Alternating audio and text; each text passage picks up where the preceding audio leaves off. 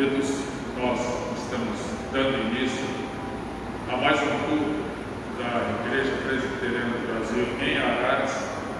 Eu convido você a participar ativamente, seja através das orações, das leituras bíblicas, mas principalmente através da tua devoção ao nosso Deus. Você se entrega inteiramente a Deus. Eu convido você a acompanhar a leitura que estaremos fazendo do livro do Evangelho de Mateus, capítulo 7, versículos de 7 a 12. Iniciando o nosso culto, então, nós estaremos lendo Mateus 7, de 7 a 12. Enquanto você procura na tua Bíblia, eu gostaria de lembrar que nós ainda estamos na transição da fase vermelha para a fase laranja no estado de São Paulo, quanto ao controle da pandemia, e ainda estamos fazendo um culto transmitido, culto virtual, transmitido através das redes sociais. Nós temos endereço no YouTube e temos endereço no Facebook. Você pode acompanhar, mas esperamos que muito brevemente possamos nos reunir novamente em culto presencial. Se você abrir a sua Bíblia, então, capítulo 7 do Evangelho de Mateus, versículos de 7 a 12, estarei lendo. Acompanhe, por favor. Pedi e dar-se-vos-á, buscai e achareis, batei e abrir-se-vos-á, pois todo aquele que pede, recebe, o que busca, encontra, e a quem bate, abrir-se-lhe-á. Ou qual dentre vós é o homem que, se porventura o filho lhe pedir pão, lhe dará pedra? Ou, se lhe pedir um peixe, lhe dará uma cobra? Ora, se vós, que sois maus, sabeis dar boas dádivas aos vossos filhos, quanto mais vosso Pai que está nos céus dará boas coisas aos que lhe pedirem? Tudo quanto, pois, quereis que os homens vos façam, assim fazei-o vós também a eles, porque esta é a lei e os profetas. Nesse texto, Jesus está encorajando os seus discípulos, a orarem por si próprios e uns pelos outros. A sequência de verbos do primeiro e segundo versículo é bastante interessante. Versículo 7 diz: pedi, buscai, batei.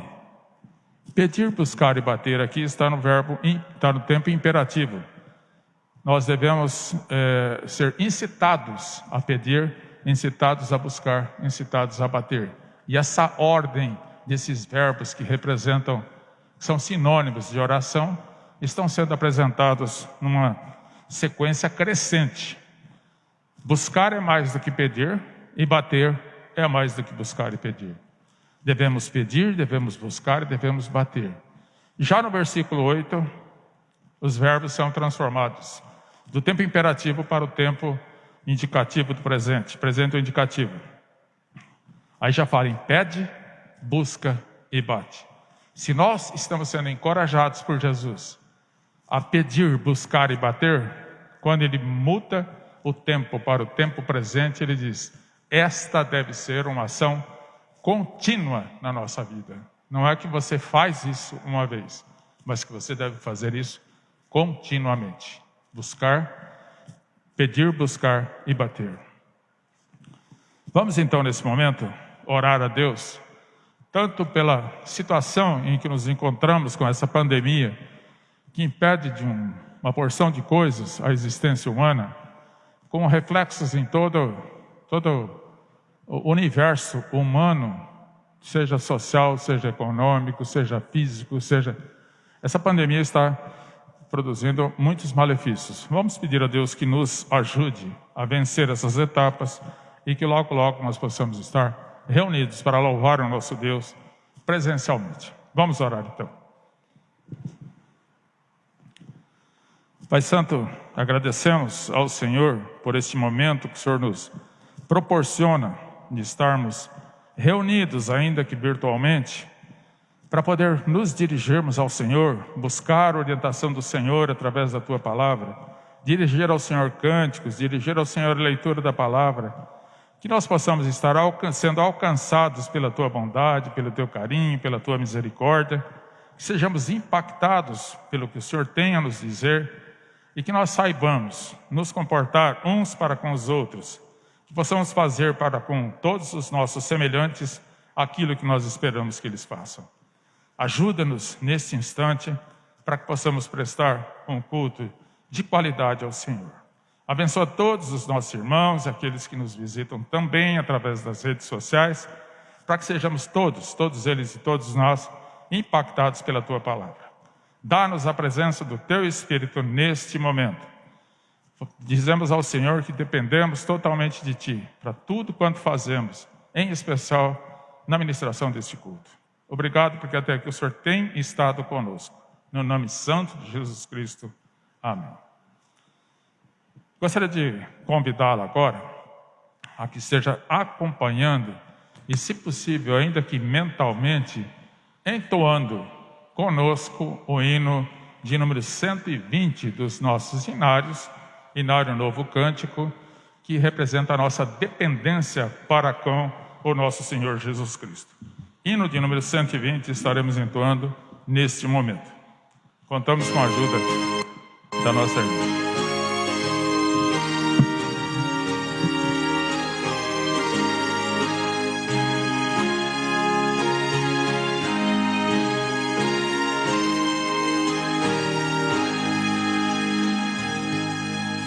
Careço de Jesus, de Ti, meu Salvador, somente a Tua voz tem para mim valor.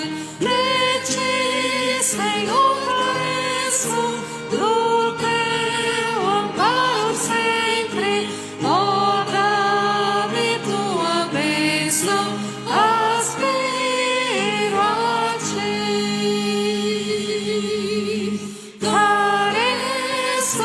Jesus, unido a Ti, Senhor, pecado e tentação não mais terão vigor. De Ti, Senhor, careço do Teu amparo sempre.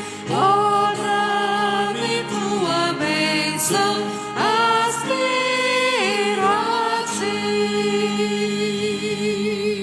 Careço de Jesus, nas trevas e na luz, sem Ti a vida é vã, sou pobre sem Jesus.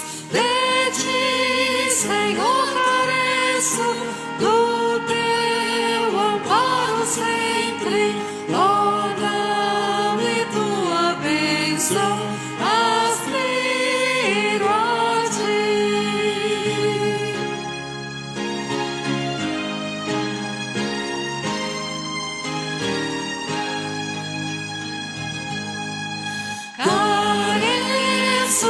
Jesus, viver desejo aqui, ligado mais e mais, ó Salvador é Ti.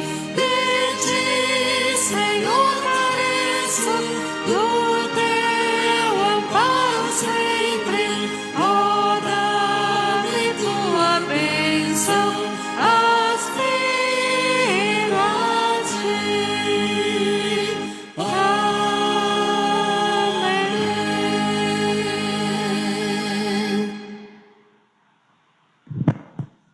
Convido você nesse instante a que abra a sua Bíblia no livro de Paulo aos Gálatas, capítulo 3.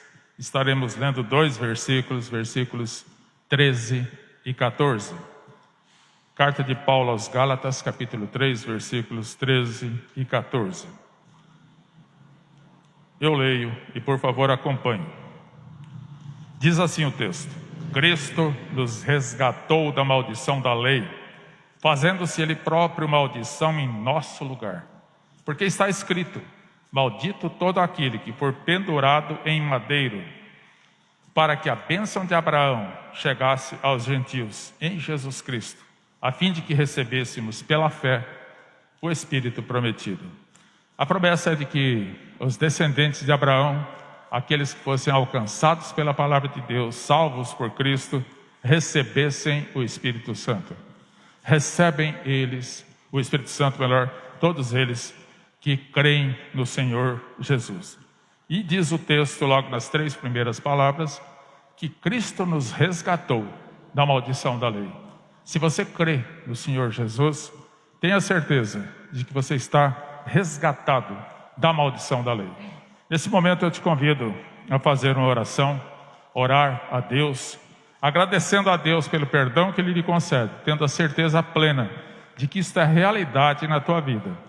Mas você deve colocar diante de Deus, em sincero arrependimento, todos os teus pecados, enumerando-os um a um. Durante alguns momentos, nós estaremos em silêncio, para que você se coloque diante de Deus, coloque os teus pecados, busque o perdão que há em Cristo, tenha certeza de recebê-lo e deixe a maldição de lado, porque assim Deus quis que ela recaísse sobre Jesus em teu lugar. Oremos todos nós, oração de confissão e de busca do arrependimento, para que possamos nos beneficiar do perdão em Cristo.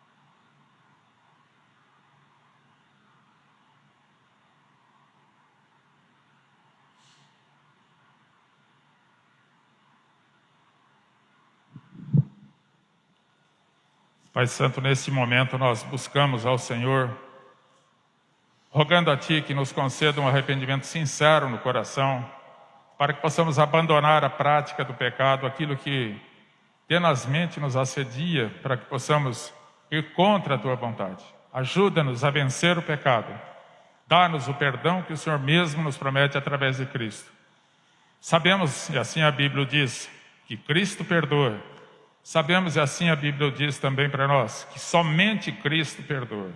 Por isso rogamos a Ti, que nos coloque diante desta realidade, diante do Senhor, o perdão em Cristo para os nossos pecados e uma disposição para que sejamos fiéis a Ti e cada vez mais operosos, praticantes da Tua palavra e de fuga do pecado.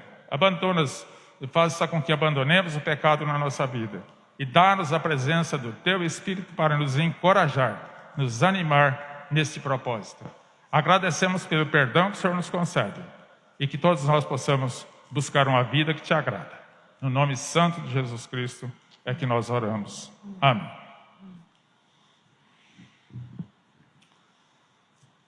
O primeiro livro das Crônicas, capítulo 29, versículo 14, ele traz através do escritor Esdras deixou registrado um dos momentos mais belos da história de Israel. É o momento em que Davi reúne o povo e compartilha com eles o quanto economizou ao longo do tempo e se dispôs para a construção do templo. Ele cedeu os seus recursos para que o templo ao Senhor pudesse ser construído. Davi também inspirou a toda a liderança e todo o povo a que praticassem o mesmo ato, que tirassem dos seus recursos para oferecerem esses recursos à construção do templo dedicado ao Senhor. Todos levantaram um volume bastante grande de recursos e que foi suficiente para que o templo, na sequência, fosse construído. Só que ele registra, Esdras aqui nos registra, no capítulo 29, do primeiro livro das Crônicas, capítulo 14, uma expressão muito interessante. Eu gostaria que você acompanhasse essa leitura. Primeiro livro das Crônicas, capítulo 29, Versículo 14. Ao final de toda aquela conversa de Davi com os líderes, com os sacerdotes e com o povo, ele diz assim, agora em oração ao Senhor: porque quem sou eu e quem é o meu povo para que pudéssemos dar voluntariamente estas coisas? Porque tudo vem de ti e das tuas mãos tu damos. Quando nós ofertamos, quando nós devolvemos os nossos dízimos à igreja, nós assim estamos procedendo, reconhecendo que nada temos a oferecer, senão aquilo que o próprio Deus nos dá. E parte disso nós dedicamos à obra do Senhor. Eu convido a você que seja fiel nesse propósito, de devolver ao Senhor, assim como Davi, ele encorajou todo aquele povo a que o fizesse, nós também tenhamos no coração. Nós não temos ainda o culto presencial, nós ainda não temos meios de trazer durante o culto os nossos dízimos e as nossas ofertas, mas você pode fazê-lo de muitas maneiras. Uma delas é que a igreja recebe isso aí através de depósitos bancários ou dos meios de contato regulares entre você e a secretaria da igreja ou a tesouraria da igreja. De qualquer forma, não deixe para lá a tua contribuição. Nós devolvemos aquilo que Deus nos dá. Parte daquilo, isso é investido na obra do Senhor. Então eu te desafio a que continue contribuindo, para que a igreja continue a existir e não que ela dependa disso, porque ela depende de Cristo, mas existir fisicamente em todos os seus gastos materiais. E também para que ela possa exercer o seu papel social. E nesse momento nós estaremos dirigindo a Deus alguns cânticos, através da nossa equipe de cânticos, que hoje está reduzida a nossa irmã Maria Luísa, mas que dará conta do recado. Deus nos abençoe nesse propósito. Acompanhe então o momento de culto através da música. Vamos louvar ao nosso Deus com as nossas vozes, com nossa mente, com o nosso coração.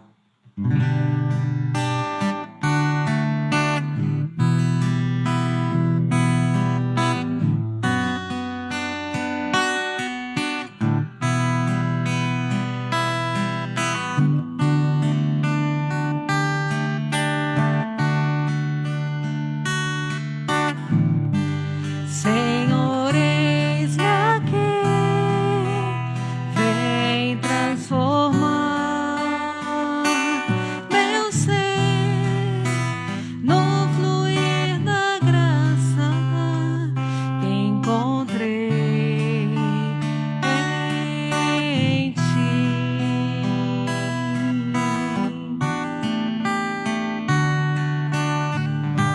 Senhor, descobri que as fraquezas que há em mim podem ser vencidas no poder do teu amor.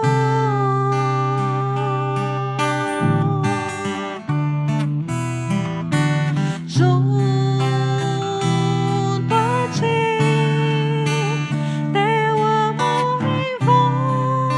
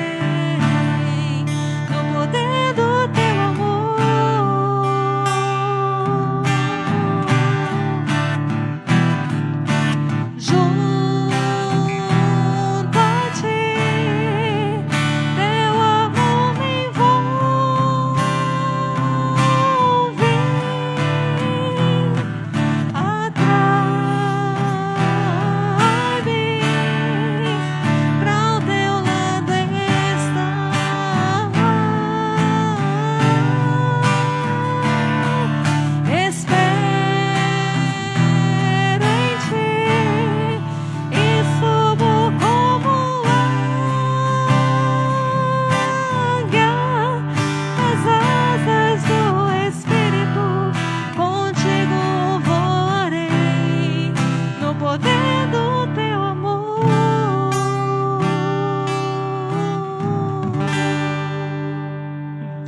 Amém. O próximo louvor, ele exalta ao nosso Deus, o único Deus verdadeiro que nós devemos exaltar. Digno é o Cordeiro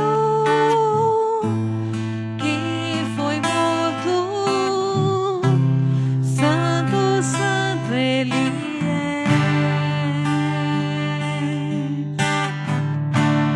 Um novo cântico ao que se assenta sobre o trono do céu. Santo, santo,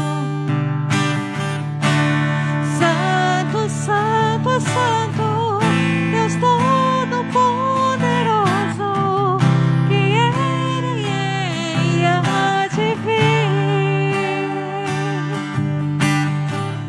Com a criação eu canto louvores ao Rei dos Reis. És tudo para mim e eu te adorarei.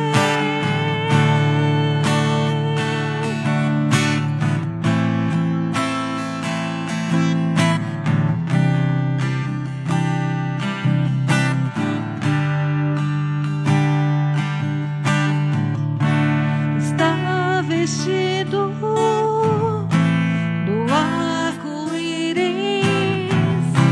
sons de trovão, luzes, relâmpagos,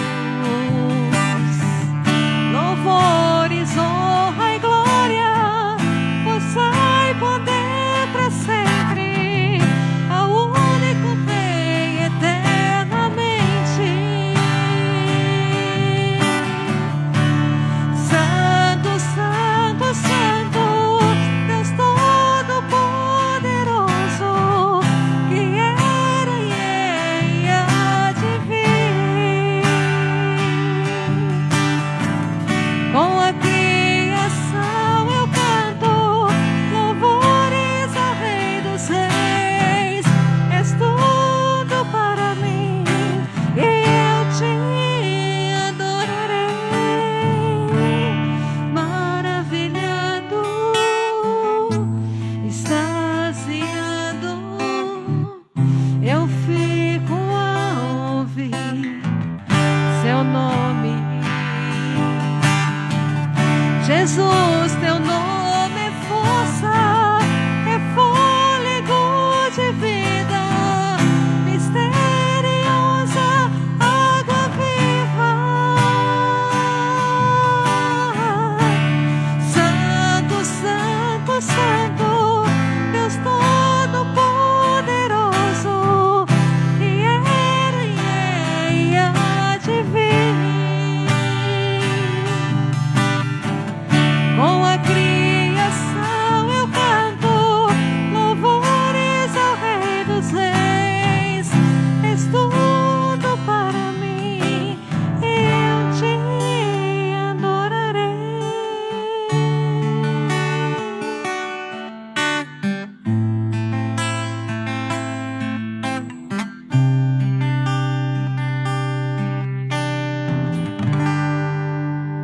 Aleluia. Que o nosso Senhor seja sempre adorado por todas as nações.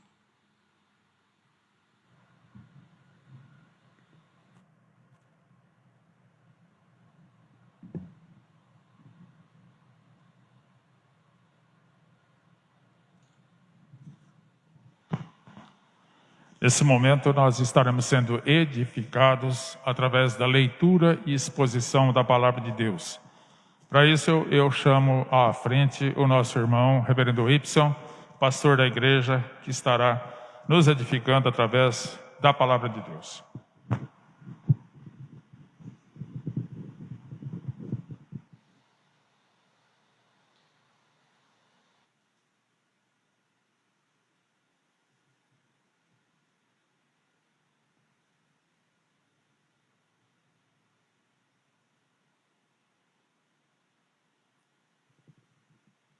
Som.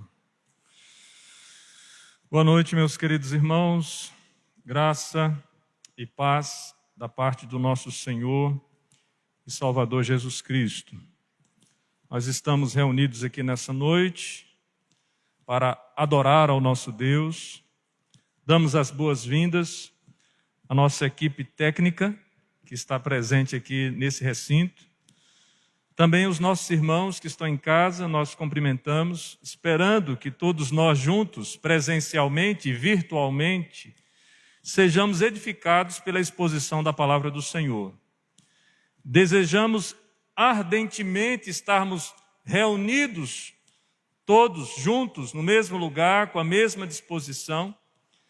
No entanto, as limitações que o contexto nos coloca não podem, de forma nenhuma, tirar o nosso propósito de, mesmo distanciados, focarmos em nosso Deus, colocarmos a nossa expectativa sobre Ele, termos a nossa esperança de que Ele vai atender os nossos clamores, de que Ele pode, nessa noite, tanto àqueles que estão aqui presentes, como também àqueles que estão nos assistindo em casa, Ele pode nos edificar pela exposição da Sua palavra. Para essa noite, nós gostaríamos de convidar a você, que está junto conosco nesse momento, para abrir a sua Bíblia no texto do Evangelho de Mateus, capítulo 21, do verso 23 ao verso 27, e também no Evangelho de Lucas, capítulo 20, do verso 1 ao verso 8. Primeiro faremos a leitura de Mateus, capítulo 21, do verso 23 até o verso 27. Diz assim a palavra do Senhor.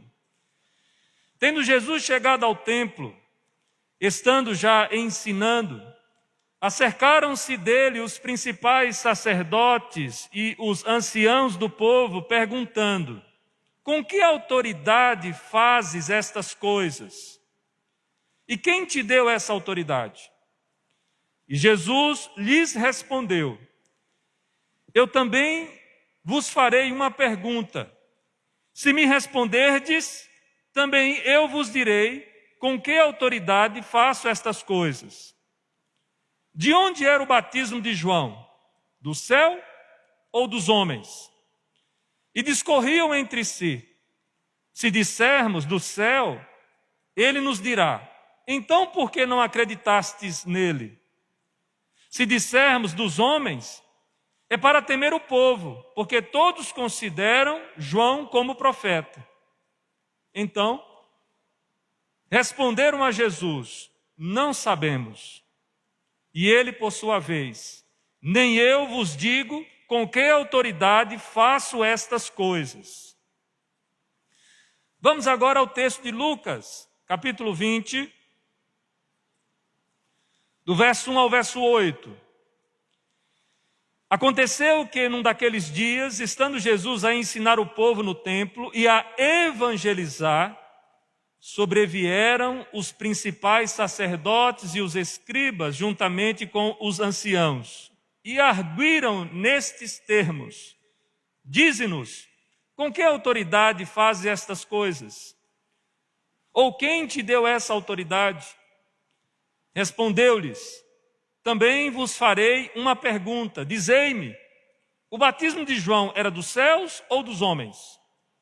Então eles arrazoavam entre si. Se dissermos do céu, ele dirá: por que não acreditastes nele? Mas se dissermos dos homens, o povo todo nos apedrejará, porque está convicto de ser João um profeta. Por fim, responderam que não sabiam. Então Jesus lhes replicou: pois nem eu vos digo com que autoridade faço estas coisas. Vamos orar mais uma vez, coloquemos assim a nossa vida e a nossa expectativa nesse momento diante do Senhor. Pai querido, nós estamos aqui reunidos e diante dos teus olhos nada podemos esconder, pois o Senhor, através da ação poderosa e graciosa do teu Santo Espírito, prescruta o mais íntimo do nosso ser. Nem mesmo a palavra nos chegou à língua e o Senhor já a conhece toda. O Senhor é quem governa, é quem comanda todos os acontecimentos da história. É o Senhor que certamente escreve os nossos dias. É o Senhor que nos dá a possibilidade de enxergar, mesmo no meio de um contexto como o nosso, esperança, vida, salvação.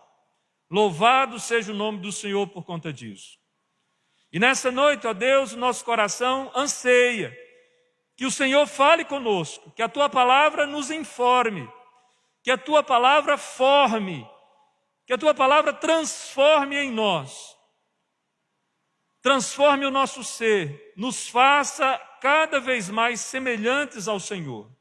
Nós oramos na expectativa e na confiança que nós temos no Teu nome, no nome de Jesus. Amém.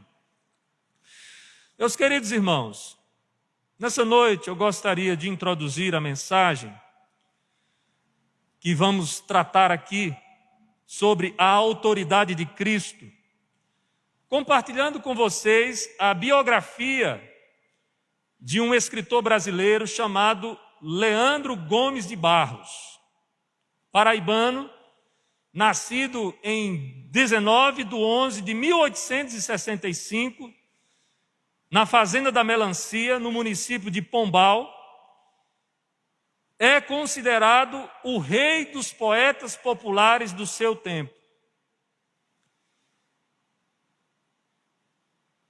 Leandro Gomes de Barros também é considerado como o primeiro escritor brasileiro de literatura de cordel, tendo escrito aproximadamente 240 obras.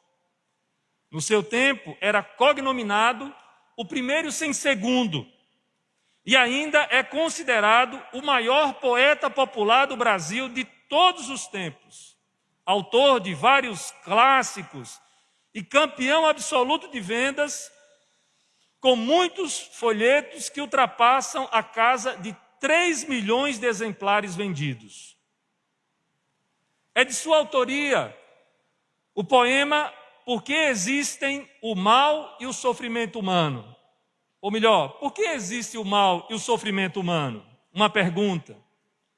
Nesses versos ele diz o seguinte: se eu conversasse com Deus, iria lhe perguntar: por que é que sofremos tanto quando viemos para cá?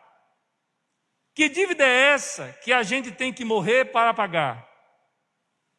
Perguntaria também como é que ele é feito, que não dorme, que não come e assim vive satisfeito. Por que foi que ele não fez a gente do mesmo jeito? Por que existem uns felizes e outros sofrem tanto? Nascemos do mesmo jeito, moramos no mesmo canto. Quem foi temperar o choro e acabou salgando o pranto? Leandro Gomes de Barros, na minha opinião, é um poeta que faz perguntas honestas, com base na percepção do mal circunstancial e do sofrimento humano. O poeta não está sendo desrespeitoso, apenas sincero e limitado, como todo ser humano, para entender o tempo e as circunstâncias da vida humana, sendo este poeta ou não. Digo que diante das diferentes modalidades de sofrimento, sejam estes sofrimentos físicos, emocionais, psíquicos ou espirituais, as perguntas honestas podem e devem ser feitas. E nesse poema nós encontramos algumas. No entanto, no texto que nós lemos nessa noite, há também perguntas, não honestas, mas perguntas capciosas que foram feitas pelos principais sacerdotes, escribas e anciãos do povo, conforme nós encontramos em Mateus capítulo 21, verso 23, e em Lucas capítulo 20, verso 1 e 2. O contexto do Evangelho de Mateus, como nós já aqui estudamos algumas vezes, aponta, entre outros temas, para o sofrimento.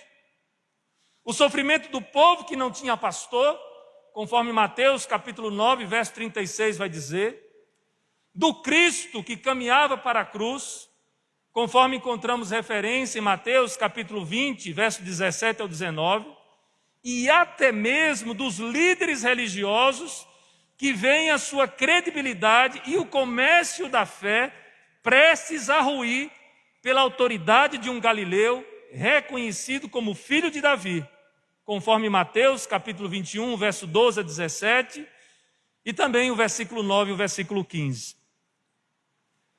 No texto, meus irmãos, Jesus encontra-se aqui ensinando nos pórticos ou alpendres do templo.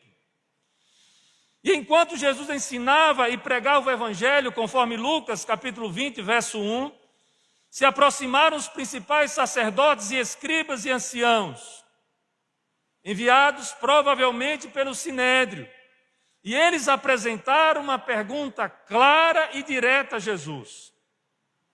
Mateus capítulo 1, verso 23 diz: com que autoridade fazes estas coisas? Quem te deu essa autoridade?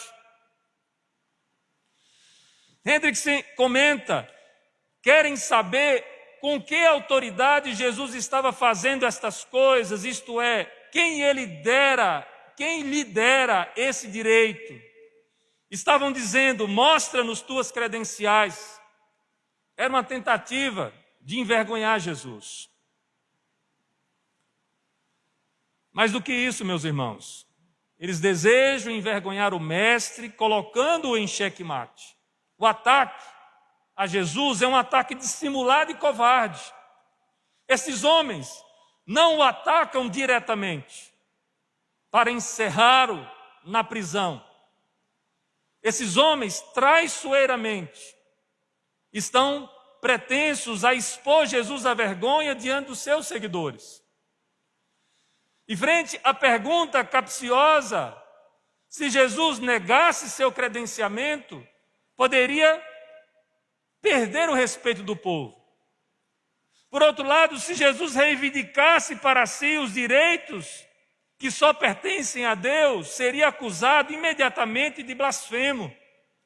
Em ambos os casos, Jesus acabaria precipitando sua agenda ministerial, que levaria ele fatidicamente à cruz. Embora fosse aqui já o contexto onde Jesus está se dirigindo da cruz, muitos eventos precisariam acontecer até esse instante. Agora, nós podemos nos perguntar aqui quais são estas coisas que Jesus andava fazendo, que acabou atiçando, despertando, de alguma forma, o interesse daqueles líderes religiosos e que, de certa forma, prepara aqui o caminho para a Via Crucis. Apesar da ampla divergência de opinião entre os comentaristas, penso que envolve todas as atividades recentes e atuais de Jesus. A entrada triunfal em Jerusalém e o fato de não repreender nem a multidão nem as crianças, que clamavam: Hosana, Hosana, o filho de Davi. A purificação do templo dos cambistas e vendedores, prejudicando o comércio religioso que Jesus já havia feito aqui, nesse momento. A cura dos cegos e dos coxos, já que seus inimigos atribuíam seus milagres ao poder de Beelzebu. Mas principalmente, meus irmãos, o ensino e a pregação do evangelho no templo. Veja, a partir da narrativa de Lucas, que essa última razão fica bastante evidente. Lucas capítulo 20, verso 1 e verso 2. Veja na sua Bíblia. Aconteceu que num daqueles dias, estando Jesus a ensinar o povo no templo e a evangelizar, sobrevieram os principais sacerdotes e os escribas, juntamente com os anciãos, e o arguiram nesses termos: dize-nos, com que autoridade faz estas coisas? Ou quem te deu essa autoridade? Em Lucas nós temos esta particularidade, dizendo que Jesus não só ensinava no templo, mas também evangelizava. E é nesse momento específico, nesse contexto, que os líderes vêm e fazem esta pergunta direta e capciosa a Jesus. Hendrickson vai escrever falando sobre o contexto, e ele diz assim: o contexto em Lucas parece indicar que era especificamente o ensino no templo e a pregação do evangelho ali o que havia molestado os líderes judaicos. Esses dignatários judeus certamente não queriam que o evangelho fosse pregado ali. Mas o que nos chama a atenção, pela sabedoria e pela tenacidade, é a contra-pergunta que Jesus vai utilizar para desmontar, encurralar e revelar o intento mau do coração destes homens. Mateus capítulo 21, verso 24 e 25, parte A, o texto vai dizer: E Jesus lhe respondeu: Eu também vos farei uma pergunta. Se me responderdes, também eu vos direi com que autoridade faço estas coisas. De onde era o batismo de João? Do céu ou dos homens? Meus irmãos, Jesus não está aqui fugindo da resposta. Jesus nunca deixou de responder uma pergunta honesta, verdadeira que era feita a ele.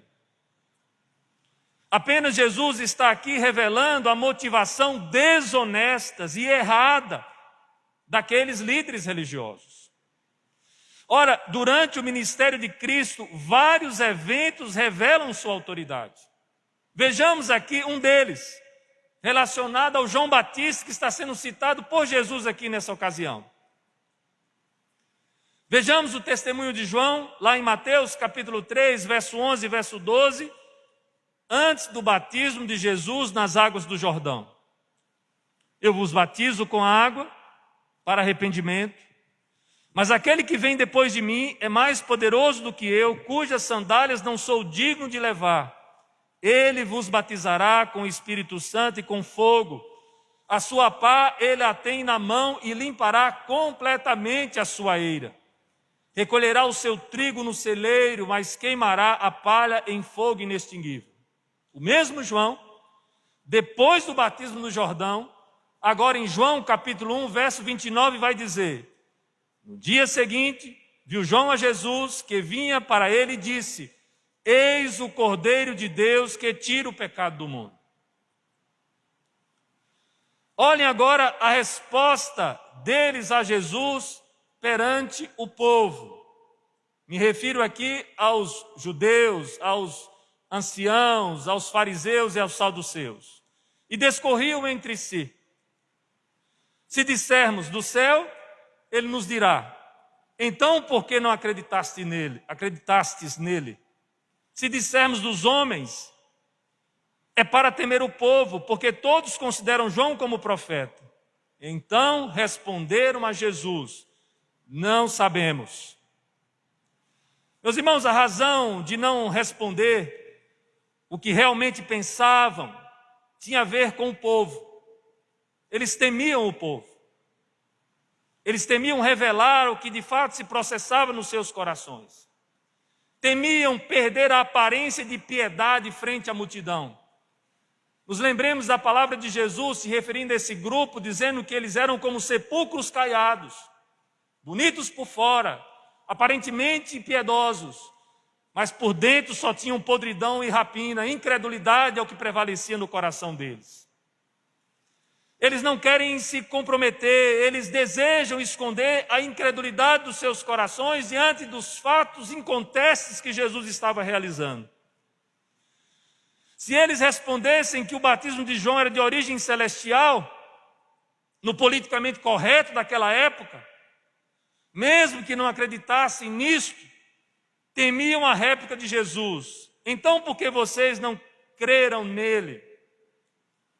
Por outro lado, se externasse o que provavelmente a maioria deles acreditava, ou pelo menos queria acreditar, isto é, que o batismo de João era dos homens, o público em geral, talvez especialmente as multidões de peregrinos que acabavam de vir para a Galileia, se tornariam hostil para com eles e poderiam até mesmo apedrejá-los, de acordo com Lucas capítulo 20, verso 6.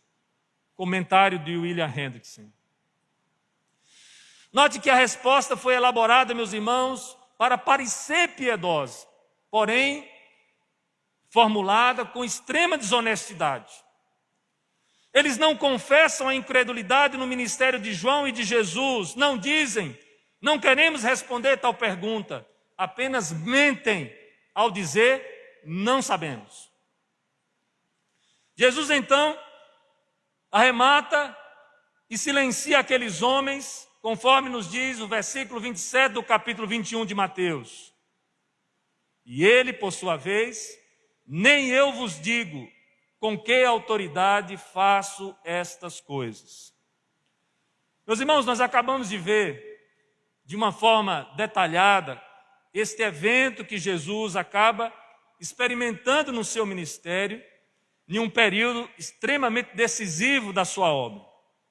E cabe aqui fazermos algumas aplicações à nossa vida e aplicar esse texto ao nosso contexto.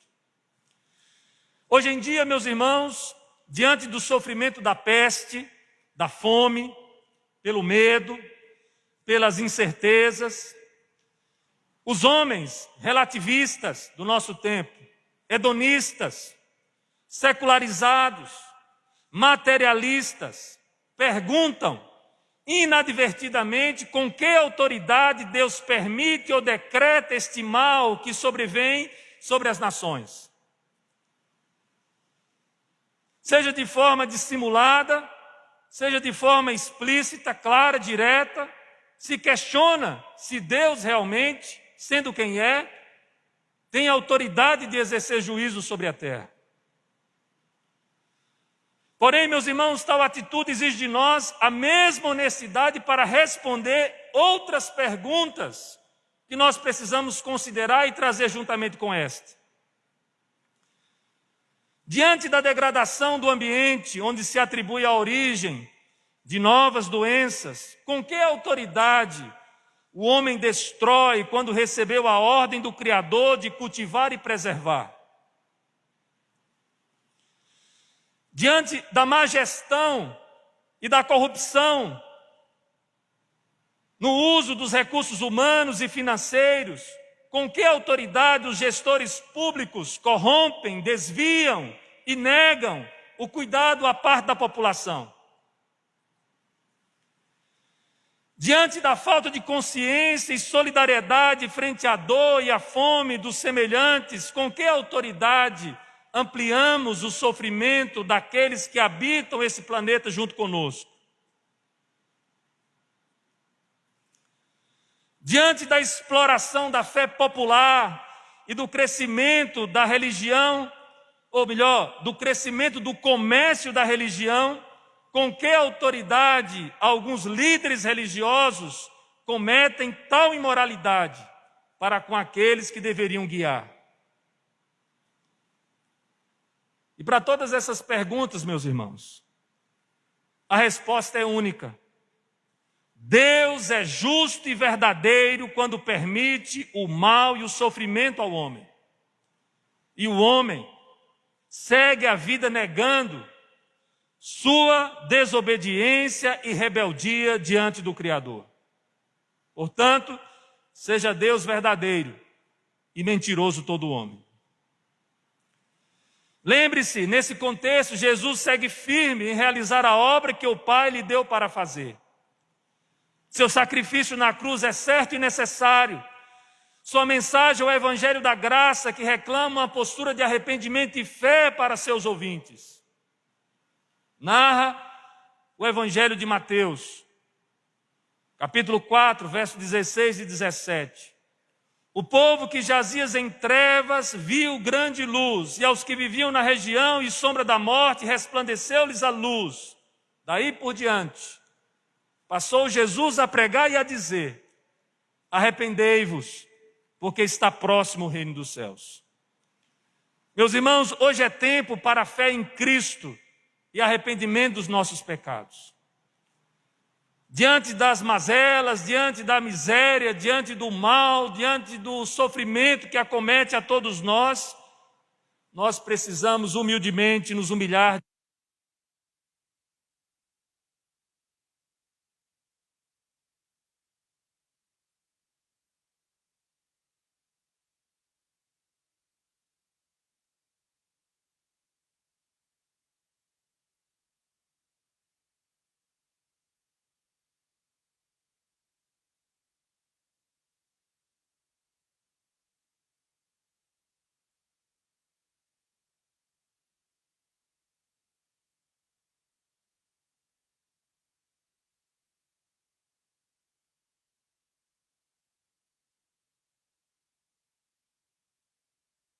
som. Como eu havia dito, hoje é tempo de fé em Cristo e arrependimento dos nossos pecados. Não é tempo para questionarmos a Deus nos seus desígnios soberanos, no tempo, na forma como Ele resolve tratar a humanidade. É tempo de arrependimento, de reconhecermos que temos falhado, que continuamos desobedientes e rebeldes. Precisamos nos humilhar diante de Deus. Precisamos confessar as nossas mazelas, precisamos nos arrepender dos nossos pecados, precisamos acertar os nossos caminhos. Concluindo, meus irmãos, a narrativa de Mateus é encerrada após os eventos da morte e ressurreição do Rei que traz o reino dos céus, com as seguintes palavras. Jesus, aproximando-se, falou-lhes dizendo: toda autoridade me foi dada no céu e na terra.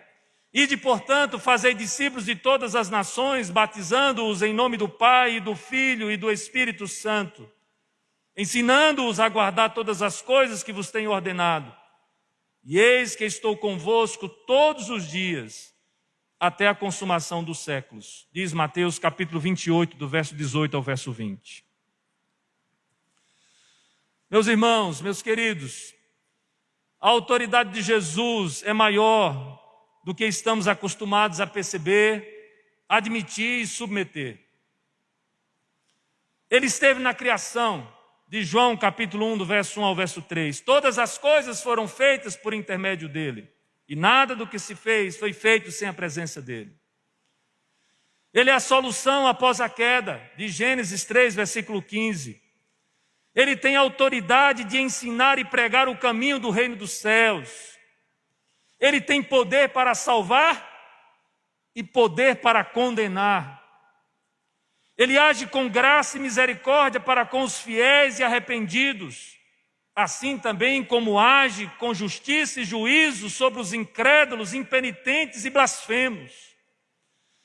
Jesus é o filho de Davi, quanto ao direito ao trono na terra. Jesus é o Filho de Deus, quanto ao seu trono no céu. Volto à introdução, meus irmãos, nessa noite, para lembrarmos dos versos do poeta cordelista. Muito embora Deus não precise responder, porque existem uns felizes e outros que sofrem tanto, nascendo do mesmo jeito e morando no mesmo canto. Muito embora Deus não errou ao temperar o choro e acabou salgando o pranto, há neste evangelho que pregamos uma esperança para todos que pertencem a Jesus Cristo, o Filho de Deus. Crucificado para pagar a nossa dívida diante da santidade de Deus. Certeza de salvação e esperança da glória na eternidade. Que Deus conceda a sua graça, para que nós não só vejamos isso, mas para que nós creiamos nisto e vivamos com a viva esperança por estarmos em Cristo. Amém?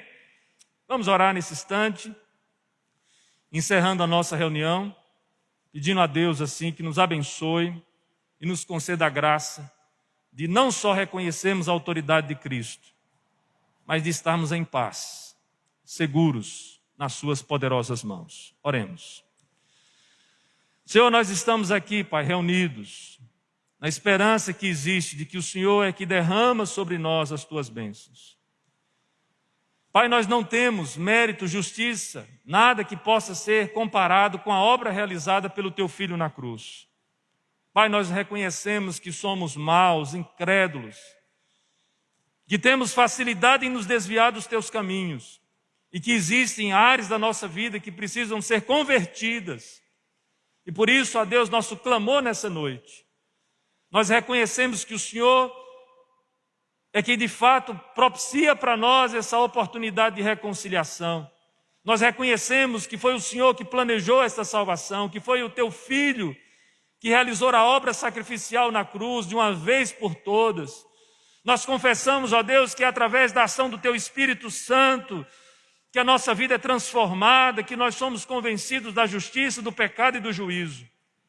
Nós sabemos que com o Senhor, junto conosco, e na autoridade do teu Filho Jesus, nós, como igreja, continuaremos pregando a mensagem de salvação e vida que nós encontramos nas Escrituras.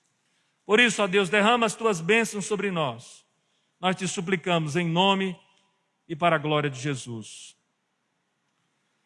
Receber a bênção, meus irmãos.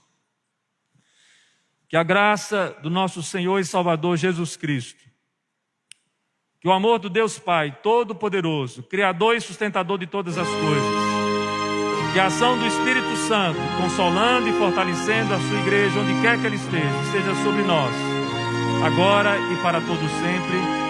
Amém.